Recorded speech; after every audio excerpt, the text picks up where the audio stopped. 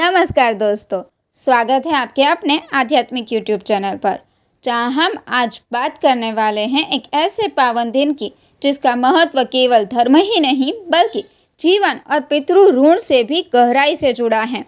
जी हाँ, हम बात कर रहे हैं भाद्रपद मास की पिठोरी अमावस्या की।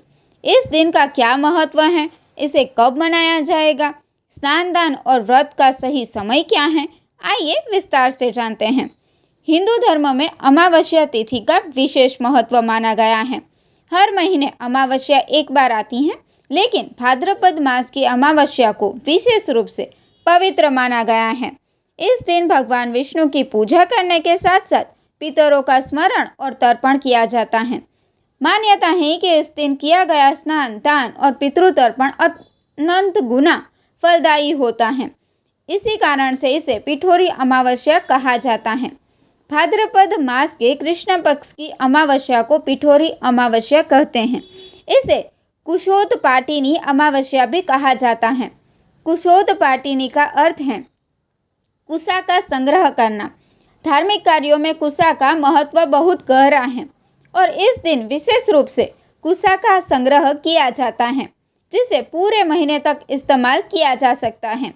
कहा जाता है कि इस दिन संचित की गई कुशा से किए गए सभी धार्मिक कार्य और भी अधिक फलदायी होते हैं। पिठोरी अमावस्या का संबंध केवल पितरों से ही नहीं बल्कि परिवार की सुख, शांति और लंबी आयु की कामना से भी है। कई जगहों पर महिलाएं इस दिन व्रत रखती हैं और अपने पति की लंबी उम्र और परिवार की रक्षा के लिए भगवान से प्रार्थना करती हैं। साथ ही पवित्र नदियों में स्नान करना, सूर्यदेव को अर्घ्य देना और पितरों का तर्पण करना इस दिन विशेष रूप से शुभ माना जाता है। द्रग पंचांग के अनुसार अमावस्या तिथि प्रारंभ होगी 22 अगस्त सुबह 11:55 से।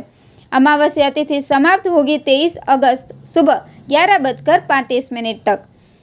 लेकिन अमावस्या व्रत 22 अगस्त को ही रखा जाएगा, क्योंकि व्रत के लिए अमावस्या का मध्यकाल महत्वपूर्ण माना जाता है। अब बात करते हैं स्नान दान की। 22 अगस्त को सुबह 11:55 से स्नान दान का समय प्रारंभ हो जाएगा। पंचांग के अनुसार यह समय अगले दिन यानी 23 अगस्त को सुबह 11:35 तक रहेगा। यानी आप दोनों ही दिन स्नान दान, तर्पण और दान का पुण्य अर्जित कर सकते हैं। तो दर्शकों, आपने देखा कि भाद्रपद मास की पिठोरी अमावस्या केवल एक तिथि नहीं है बल्कि एक अवसर है भगवान विष्णु की पूजा का, पितरों के आशीर्वाद प्राप्त करने का और जीवन में शांति, समृद्धि और सौभाग्य पाने का। आप भी इस दिन स्नान, दान, तर्पण और पूजा अवश्य करें। ऐसा करने से आपके पूर्वज प्रसन्न होंगे और उनके आशीर्वाद से आपका जीवन सुखमय बनेगा।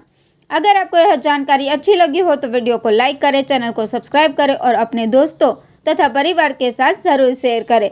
जय श्री हरि, धन्यवाद।